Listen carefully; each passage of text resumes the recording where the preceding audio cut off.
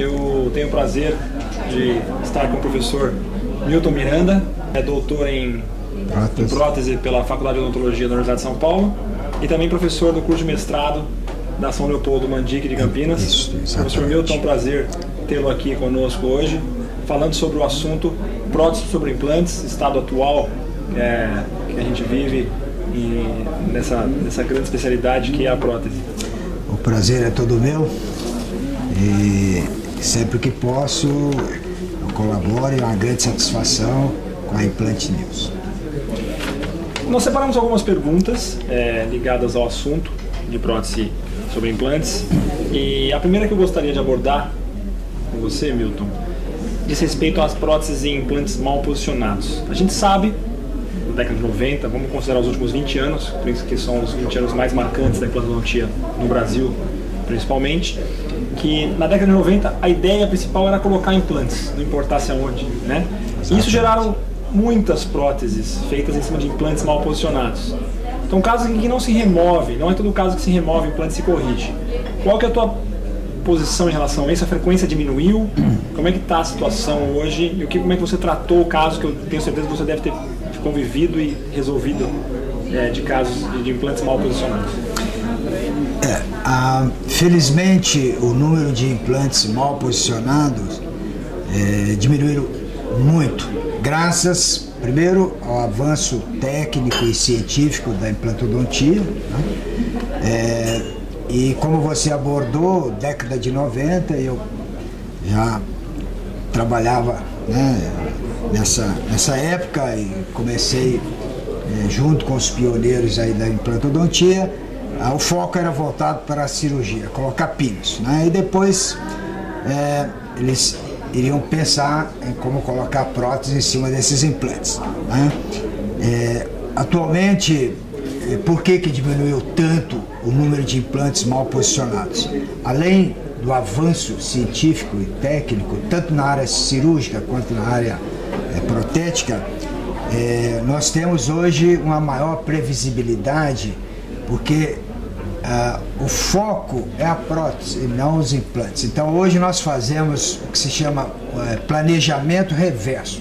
Primeiro se planeja a prótese com enceramento diagnóstico e em função dela é que nós vamos colocar número e tipo de implantes adequado à prótese.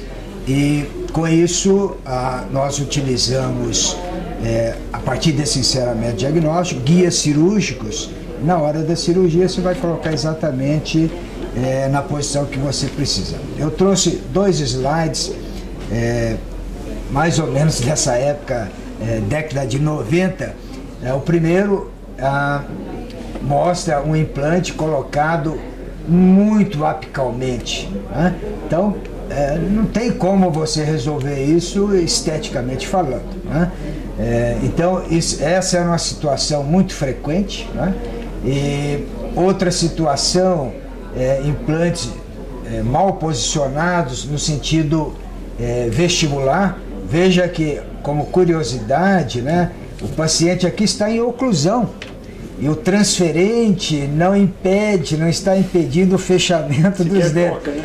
Não tem o que fazer, quer dizer, é uma situação muito difícil, por isso que se criou nessa época os análogos, os pilares angulados, e essas angulações 15 graus, 20, 30 graus para corrigir coisa desse tipo, né? Então felizmente essa situação melhorou, e o que pior ainda, veja, nós temos 28 dentes, né, com sisos 32, e aqui deve ter uns 40 implantes, quer dizer, é impossível se fazer qualquer tipo de prótese numa situação dessa. Ou seja, a ausência total e absoluta de planejamento, né? Felizmente a situação hoje melhorou. Nós primeiro planejamos a prótese e em função dela que vamos colocar os implantes e no leito correto, né? Na posição correta. A gente olha um caso como esse, era muito comum realmente colocarmos 12, 14 implantes, né? A ideia era fazer dente a dente. O paciente, até hoje, o paciente, o professor pode me dizer isso melhor na sua experiência, pacientes vão até hoje na nossa clínica buscando, eu quero um dente isolado, né? Como é que você trata essa questão Não, mas hoje, exatamente com esse planejamento reverso, você molda o paciente, monta em articulador, faz o enceramento, né? É possível sim colocar dente a dente, dentes individualizados. Agora, nessa situação aqui, observe que os implantes estão totalmente fora de uma posição normal, né? Um implante tocando no outro, não há espaço aqui nem para você colocar transferente para moldar, né? Então, falta de planejamento. Pode-se colocar tranquilamente os implantes e os dentes individualizados, desde que se tenha um planejamento adequado. Eu escutei de um protético muito famoso chamado Renzo Casellini, que trabalha em Los Angeles, uma vez a seguinte frase, traduzindo para o português: errar no planejamento ou falhar no planejamento é planejar a própria falha. Exatamente. Então isso serve muito para a prótese. Aproveitando a oportunidade, eu gostaria de mostrar um caso mais atual, onde o foco foi o planejamento e como é o nosso planejamento em nossa clínica particular. Essa paciente usou esta prótese, né, de lateral a canino, 5 elementos, feitas por mim 27 anos atrás, né, onde não se preocupava muito com o zênite gengival, pode-se ver aqui o desnivelamento, mas ela me procurou que ela tinha um problema sério. Perdeu o osso e a própria prótese já estava com alguma mobilidade e não tinha muito o que fazer. Então, os exames radiográficos e tomográficos indicavam a possibilidade de fazer implante, né? E então a prótese foi removida, os dentes foram extraídos e o nosso planejamento, com a remoção da prótese, foi feito moldagens, os modelos montados em articulador, e nós fizemos um enceramento diagnóstico muito próximo da necessidade futura da prótese. Então, esse guia cirúrgico seria um espelho da futura prótese. Então, com o guia cirúrgico pronto, é que nós fomos para a boca, fizemos as extrações e colocamos 5 implantes. A cada momento, o guia cirúrgico era colocado para verificação, né, da localização dos implantes.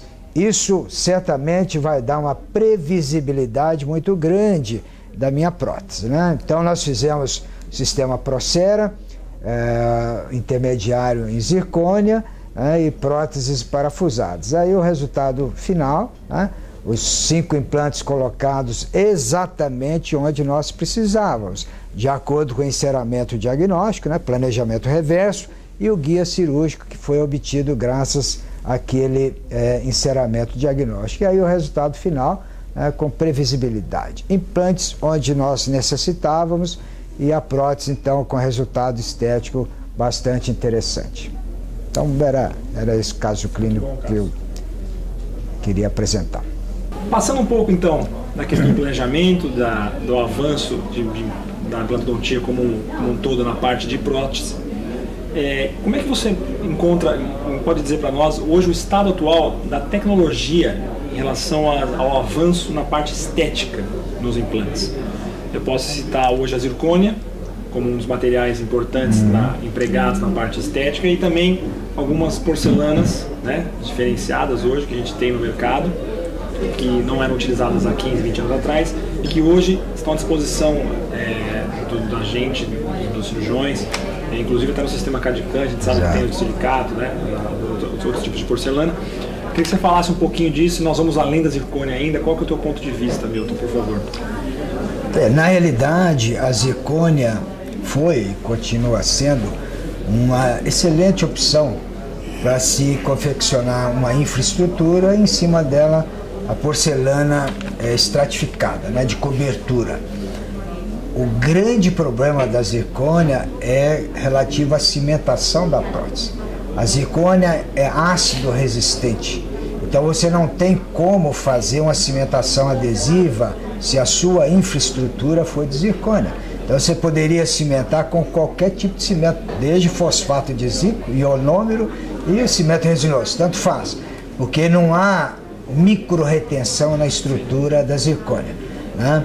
Então eu acho que nós temos no futuro 2 caminhos aí que eles estão pesquisando: ou se melhora a estrutura da zircônia para que se permita um ataque ácido, né, na estrutura da zircônia e, consequentemente, se fazer uma cimentação adesiva ou, como você mencionou, melhorar um pouco um outro tipo de cerâmica, é o de silicato de lítio, que você falou, que é ácido sensível, né? Você pode fazer uma cimentação adesiva, mas ele é muito menos resistente que a zircônia.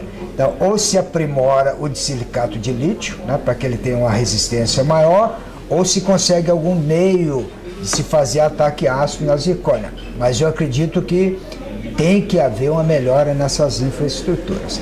Esteticamente, a zircônia é fantástica, não só pela estética, ela é muito biocompatível, né? E uma resistência fabulosa. Então, acho que vale a pena investir nesses dois aspectos aí e ter essas duas opções, zircônia e de silicato de lítio. Tanto para... E em relação aos pilares, a gente sabe que pilares de titânio, a gente tem uma situação, principalmente em regiões anteriores, e pilares, quando a gente faz um pilar de zircônia, pré-fabricado ou não, ou confeccionado posteriormente por um laboratório. Qual que é a sua experiência nisso? Você realmente gosta dessa empregabilidade desse material? Na realidade, se você puder verificar nessa foto aqui, eu trabalho muito com infraestrutura em zircônia, né? E nesse caso, o paciente tinha um pequeno defeito ósseo nessa região aqui, tá? Então nós fizemos uma infraestrutura em zircônia, já planejando cobrir esse defeito ósseo, né, com a própria porcelana da estratificação de cobertura, porém caracterizada na cor da gengiva. Então fica uma estrutura muito leve e uma estética surpreendente. Se você puder observar o resultado final aqui, acho que eu tenho mais slide aqui, né, como o paciente chegou. E aqui você pode ver o resultado que a gente consegue. Isso aqui é a mesma cerâmica dessa, só com pigmentos, né?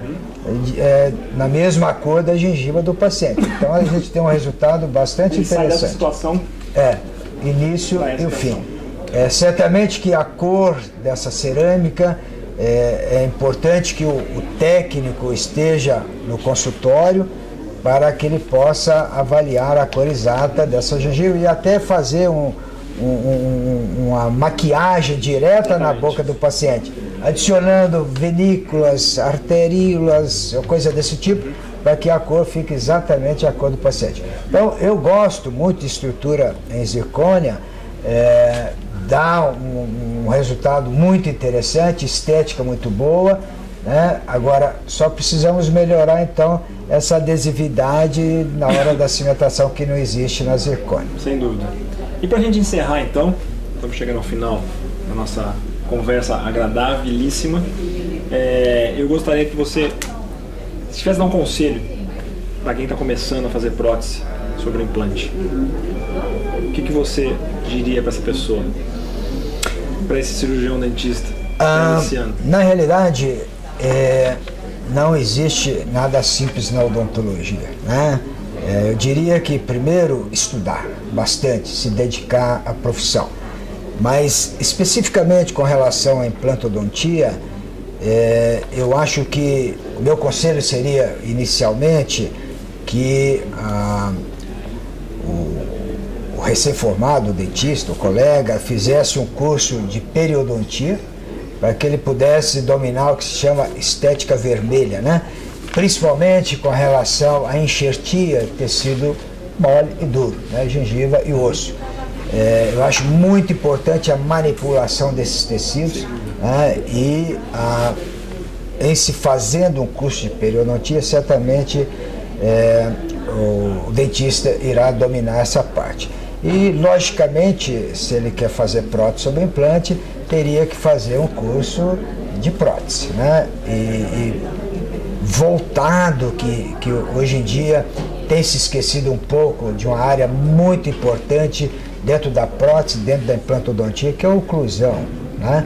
Que eles fizessem um curso de prótese voltado para oclusão em implantodontia.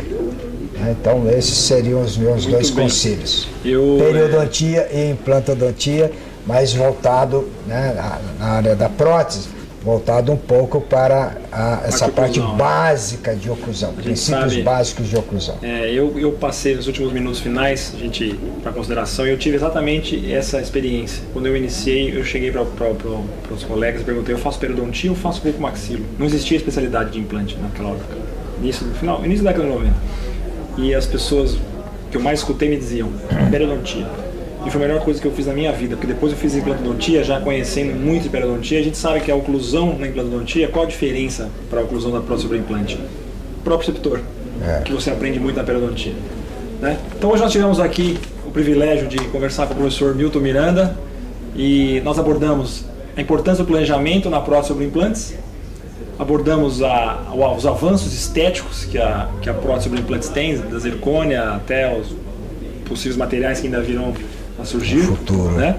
E o grande conselho dele em relação a quem vai fazer prótese sobre implante, o conhecimento na parte de domínio dos tecidos moles vai se dar bem, inclusive por experiência própria, até nas intervenções relacionadas a enxertos, porque sem o tecido mole bem conduzido, nada disso, tanto o enxerto como a cirurgia, como a própria prótese, vai se restabelecer de forma adequada e eficaz. Professor Milton, muito obrigado pela presença aqui nesse nosso programa de entrevista 10 anos em Implant News. É uma satisfação. Eu que agradeço a oportunidade.